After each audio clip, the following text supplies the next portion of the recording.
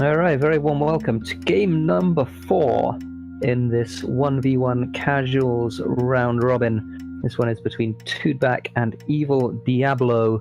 The scores on the doors right now: EvilDiablo is 1-1 with one non-result so far. That'll be played again at the end of the tournament. Twodback is 1-2. Joining me for this cast, and hopefully with a chance to look over the map while I've been talking, is Philothanic. Yeah, I'm expecting we're going to see some scavengers. We finally have scavenger of the map with decent carbon, and in fact, EvilDiablo decides to take it pretty early at 34k debt, very early. It's very early indeed. I think it's probably okay. I was expecting an early-ish found. I'm not sure I was expecting a found that was quite that early. 34,000 is an awful lot of debt, but it is a really good scavenger, and carbon starts high, so all sorts of flexibility for the scavenger into HQ2 very early on in the early game. Twodback is having to wait a long time before he hits that HQ2. Getting those steel up.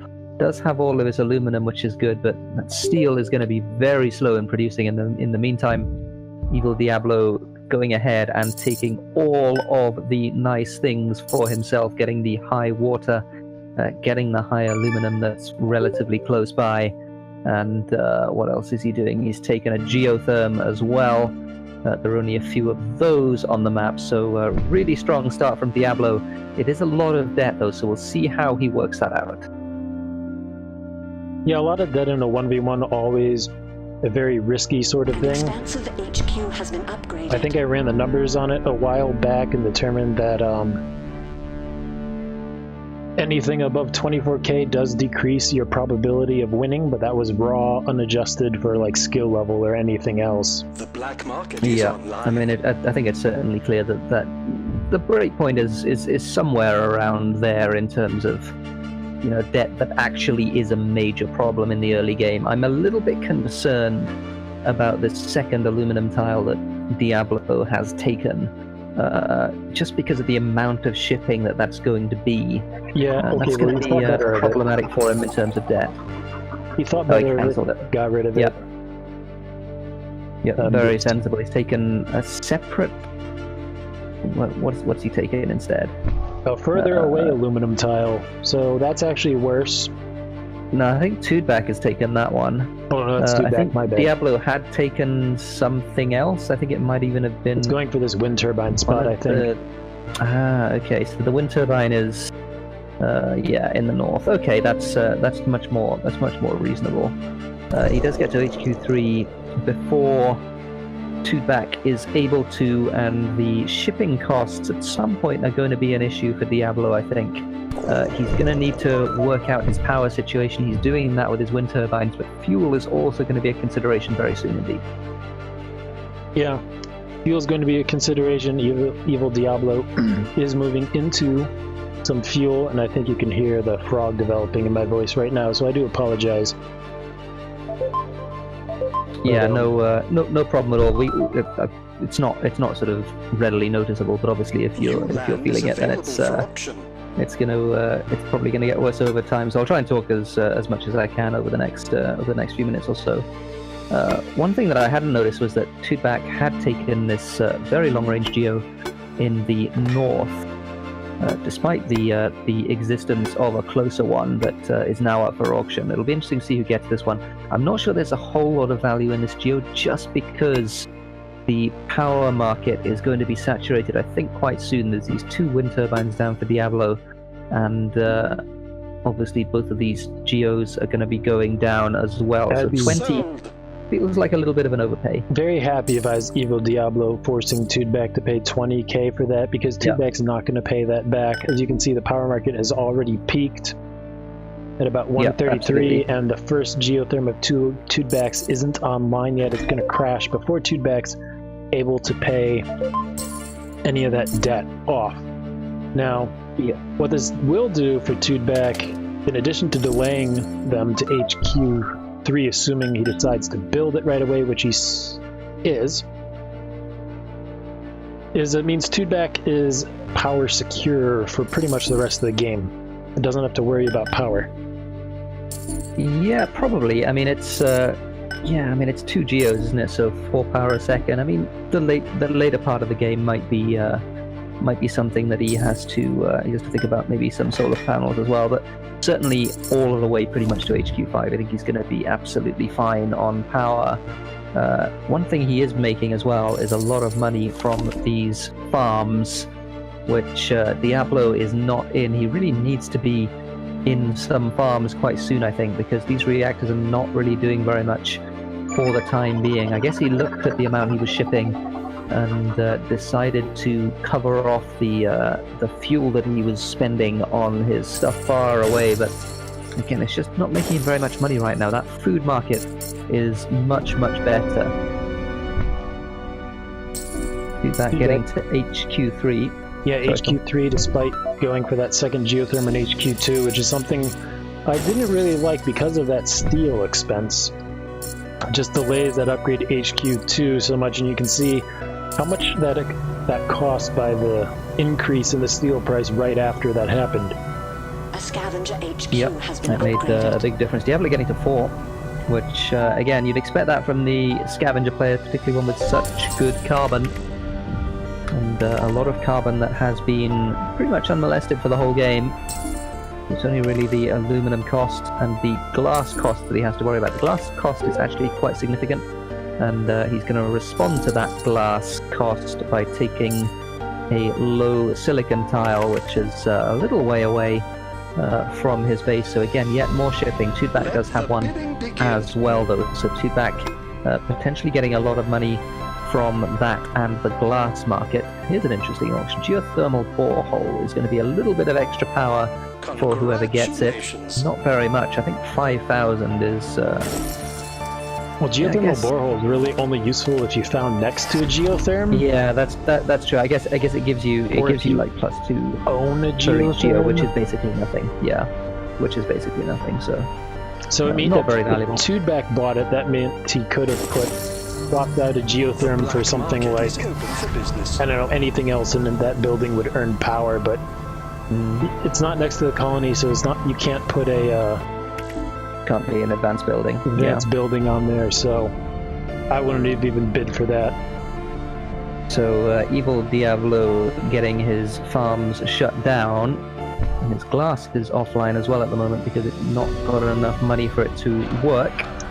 There it comes back online, getting the mutiny down on the silicon, so he's going to get adjacent silicon for a while, which is going to be a lot of shipping for Diablo, but also a lot of silicon, and silicon at the moment quite valuable, $91 per unit.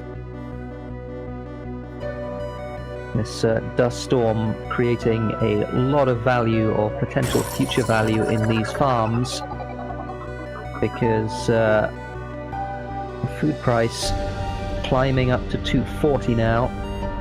Would be a lot of money. Twodback is making a little bit of food, but not a whole lot. And yeah, he's bought an adrenaline boost, and I wonder if his adrenaline boost is going to go on this farm triangle that Probably once the dust storm is done. Did you mention EvilDiablo going into 2 silicon mines? Because that's quarries. That seems a bit excessive to me. Or no, one of those is mutinied. He's mutinied one, go. yeah. So he's going to be paying a lot of shipping costs, but he's able again to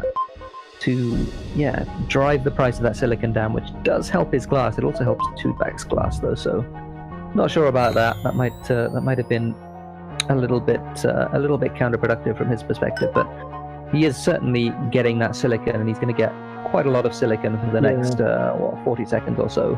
While that mutiny hold on to that silicon while the mutiny is going through, so that way Twodback has to buy it, and then as soon as the mutiny's done, that's when you sell it out, so Twodback doesn't get any of the benefit of the... Yeah, he's even bought into a bunch of it, which makes a lot of sense. Does have the upgrade pretty much whenever he wants it. Decides to forego the upgrade for the time being for the sake of boosting that silicon price.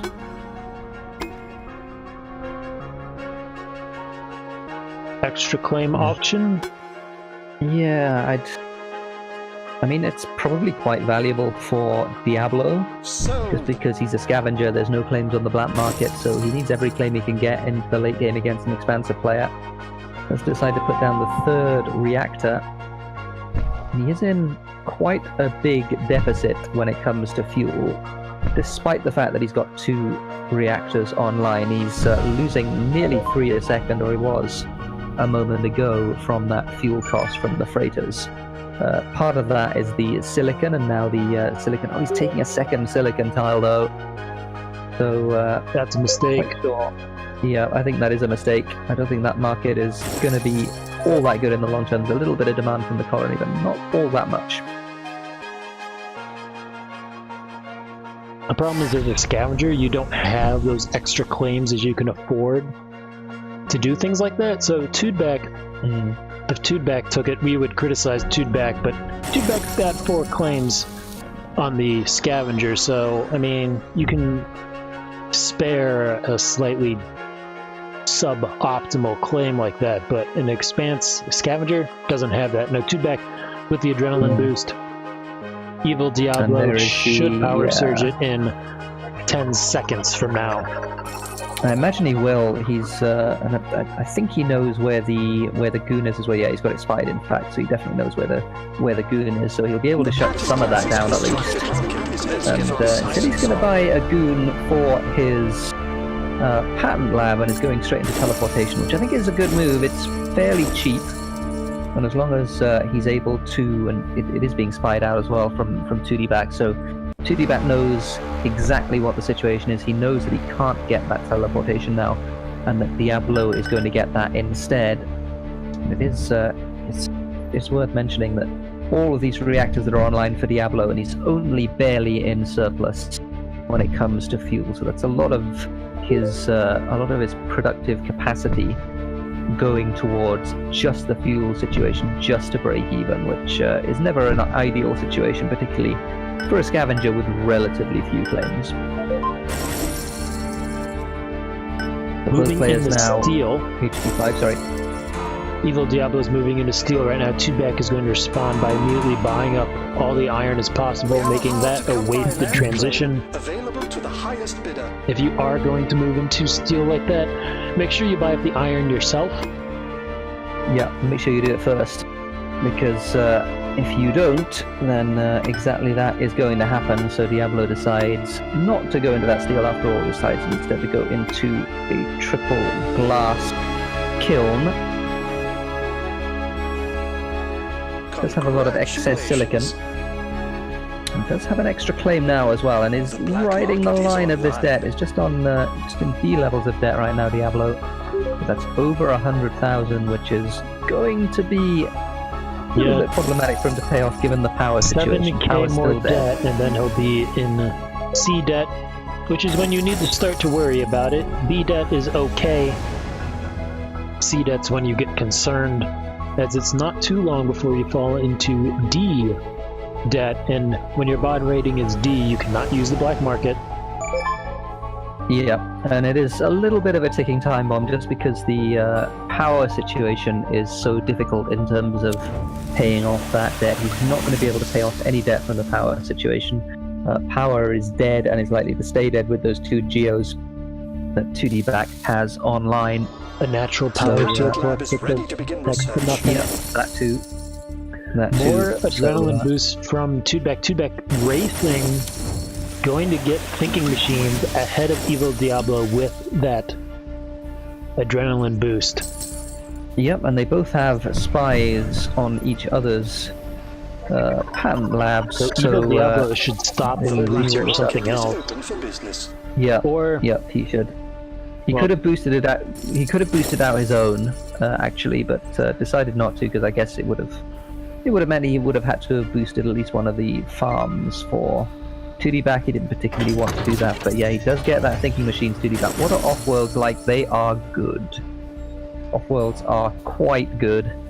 The food is probably the launch at 460. Offworlds are good, but the prices aren't that good. It's really only good because both players are in food so heavily. Well, and because on-world prices in general are quite low, particularly with that that chem surplus as well.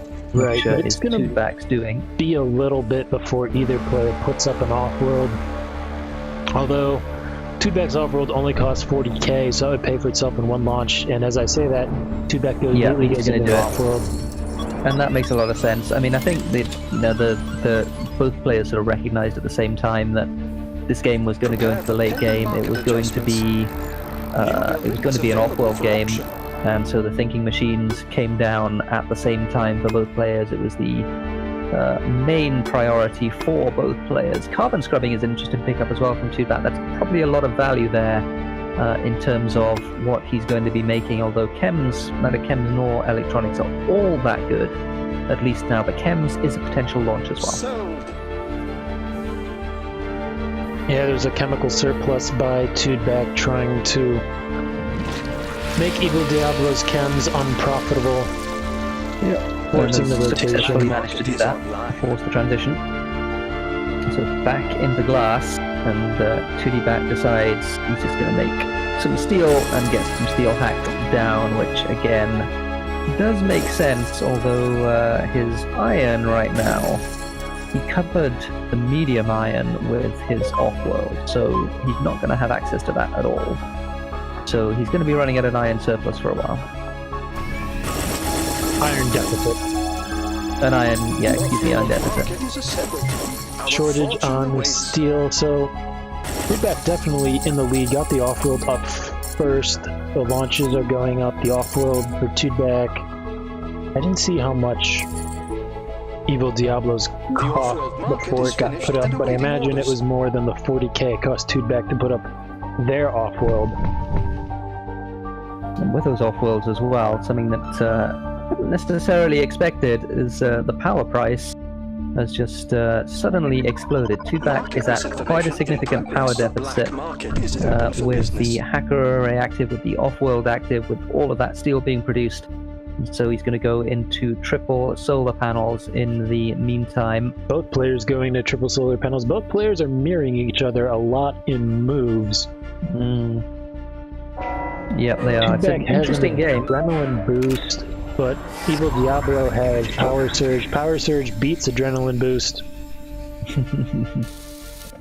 Yep, power surge, super effective against the solar panels. Going to boost out the farms instead, which makes some amount of sense. But again, there's not all that much. I actually would have preferred the boost, I think, to go onto the iron mine On the Offworld. Yeah, and it gets the Offworld as well. Or maybe just boost out the Offworld directly, I don't know. But the iron mine is something that he could have boosted and made use of the steel mills with that, and also potentially gotten his hack to be a little bit more effective. Twodback moved into some wind turbines. They came online just as power. One completely died with the solar flare. I imagine Twodback made nothing off of that.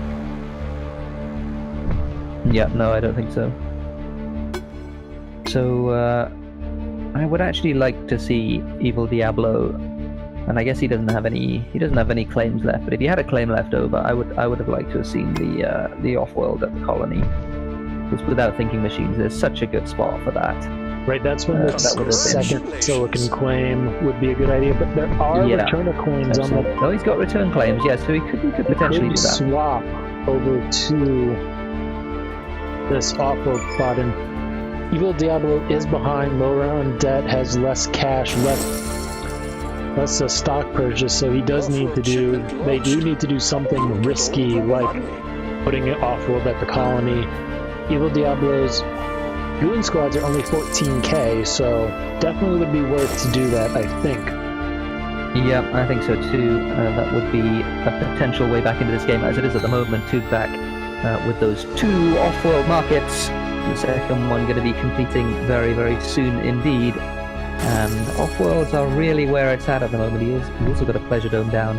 It's worth noting with virtual reality. So again, just that money that's independent of the on-world prices is going to be worth a lot in this game, just because Offworld prices relatively low right now, so those 2 Offworlds at 40k a launch, and also that Pleasure Dome is going to be very, very good.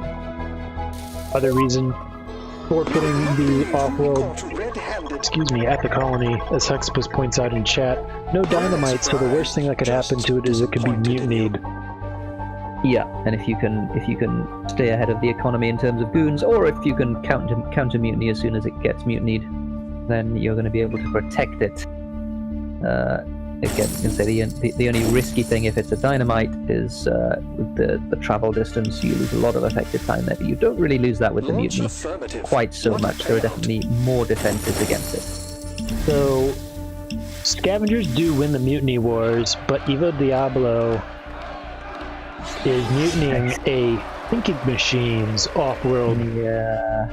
Which means in 9 seconds... I mean, it's being boosted though, so that is quite a lot of value for him still with that mutiny. I wonder if Twodback's going to take it back immediately. It looks like he is. Oh, he's going to take back.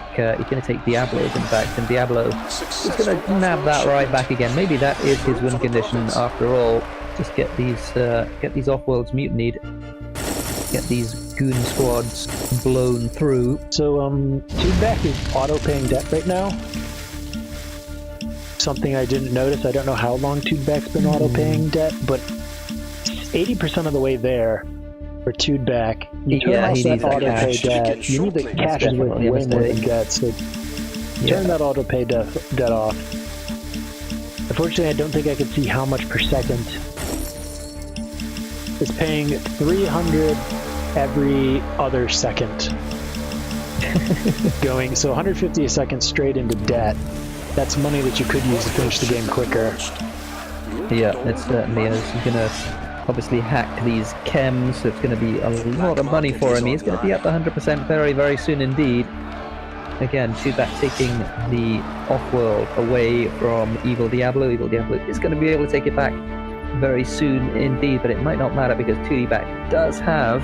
The 100 just needs these 2 launches to go off. It's probably what he's waiting for this hack to go off. Could cancel, sell out of everything. He's got it right now if he just sells his chems. But not paying attention, so doesn't realize it yet. Yeah, he's got 274,000 tied up in chems. There it goes. There's a red button. Twodback. And the game will go to Twodback. Well played by Twodback. That boosting the patent lab with the adrenaline boost to steal thinking machines away from EvilDiablo might have sealed the deal for Twodback. Not necessarily because of protection that thinking machines had, but it gave Twodback the confidence to go into 2 cheap Offworlds very quickly. And that won the game for him, I would say. And we mentioned the fact that scavengers do win mutiny wars, but it does make a big difference when you're up against our thinking machines. It means that basically you sort of tread water when it comes to putting those mutinies down, and it's just such a difficult thing to overcome that thinking machine's advantage. Yeah, particularly when there are a finite number of mutinies. Basically, it was getting towards the point, even in this game, where mutinies were going to become, after the next 2 or 3, the mutinies were going to become, excessively expensive, and certainly more than they're worth in terms of the amount of revenue that you get. So it just makes it so that it just secures your late game, and that's kind of what you need when on-world prices are so low, when it's so obviously an off-world game, and you're an expansive player anyway, so you don't really need anything else other than those off-worlds. So Twodback actually didn't win off of the off-worlds. EvilDiablo with the mutinies got more launches off in terms of cash value than Twodback. 382. For EvilDiablo, 326 for Twodback. So Twodback won the game off of the other production and sales there, and we can see quite the difference in total sold. Look at that food for Twodback, 264k manually sold, 141 auto sold, and then chems 340k sold for Twodback, and then And then glass also another 100, a little, well, not exactly 100, but 80k more. So right there. I think the chems was mostly that hack at the end, so that was just the hacker array profit. But yeah, the glass only was 40k difference there. Yeah, I forgot to look at that, but the glass was constant for most of the game, and we had those fights over the faraway silicon.